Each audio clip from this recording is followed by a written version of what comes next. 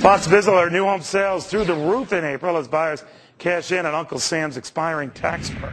Washington's credit deadline boosting sales nearly 15% for March, but was it all that? Even with the incentives, sellers still dropping prices, 9.7%, the lowest levels we haven't seen since December 2003. Now, with the government gone, should we expect sales to go out the window? To Uber real estate expert Dolly Lenz, among the most successful on the planet at this stuff.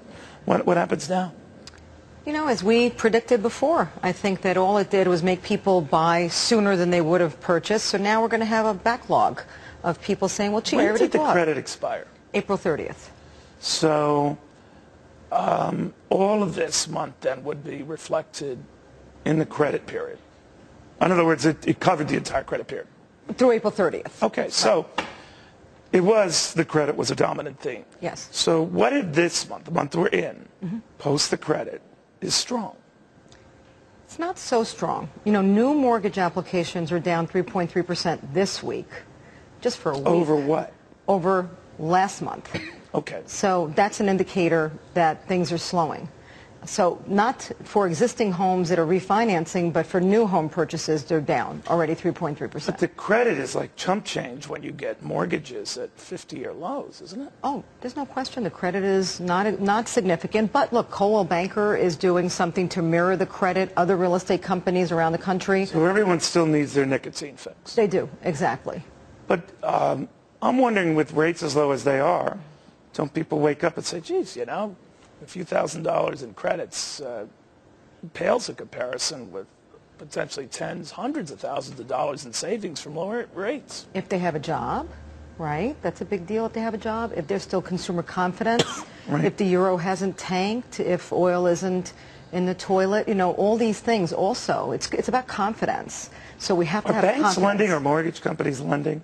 I mean, with rates this low, you'd think, well... They're lending, but not the way they used to. I mean, you still have to qualify, you still have to pass a breathalyzer. I mean, you know, really, it's difficult, but you can't... But is it that much more stringent, or are we just going back to the mean? Like when our parents were around and you had to put 20% down, and you're back to reality. It's more along those lines, yes, but a little even more stringent than our parents. Our parents, they assumed, weren't convicted felons. I don't know, somehow you go My to... dad was. Yeah. My dad was. I've been talking to a number of commercial real estate giants. Sam Zell was here, and Sam was saying, "Yeah, he just bought a lot of I'm not a name dropper, yeah. but anyway, Sam Zell was here after Donald Trump, and one of the things Sam was saying was struck me as interesting. Things are tightening up again. It's tough for the renters market. Which Sam Zell likes a lot. Of course yes. he does, but and obviously self-interest there, but he sees that. You don't reverse that anytime soon. And if we were to have a commercial collapse, we would have seen it. And we're not. What do you say? Well, no, I don't agree because we still have a few... You're questioning Sam Zell? Maybe his motives, I don't know. There are a few loans, like a lot, that haven't yet come up for refinancing. The question is... But the big wave of them were supposed to come up in the last 6 months. No, the big wave of them are still at least a year out. So if the big wave of them... I heard from Donald Trump. Oh. It's less 6 months. No, it's pretty much... There's a bigger wave. Yeah, there's a bigger wave. A lot of loans... So you and Trump are right. Yes, of course, so we're all right. No, seriously, but bottom line, you're still worried. Yeah, without a question, I'm still worried. Look, I think, first of all, for residential, unemployment is the key number. What do people feel? Can they get a job? Are they unemployed, underemployed? You know, not just unemployed. So no one wants to take on more than they could chew. Exactly. And they're worried. I don't blame them. You know, but you cater to the obscenely rich crowd. I mean... obscene to who? Well, to anyone who doesn't have a portfolio in the hundreds of millions. So what are they doing? You know, they're buying carefully, really carefully. They're really thinking about everything they're doing. They're comparing everything. They want lots of statistics.